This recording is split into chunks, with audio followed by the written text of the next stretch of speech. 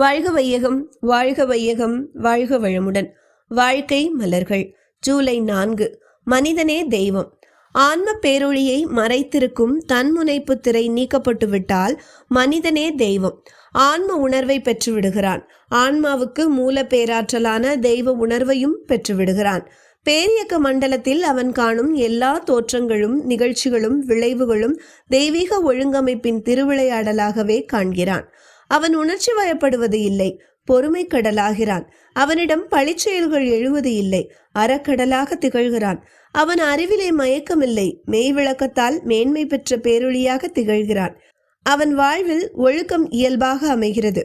அவ்வொழுக்கத்தை பின்பற்றி எண்ணிறந்த மக்கள் தங்களை தூய்மை செய்து கொள்கின்றனர், மேன்மை பெற்று வாழ்கின்றனர். இந்த தன்முனைப்பு திரையை அகற்றுவது எப்படி? அது அவ்வளவு எளிதானதா? அத்தகைய நட்பேறு தனக்கும் கிடைக்குமா? இவ்வாறான ஐயங்கள் பலருக்கு எழுவது இயல்பு. மனிதன் தான் தனது தன்முனைப்பு திரையை விலக்கிக் கொள்ள வேண்டும். மனிதன் தான் தனது தன்முனைப்பு திரையை விலக்கிக் கொள்ள வேண்டும். அதற்கு தேவையானது அக்கறையும் முயற்சியுமே.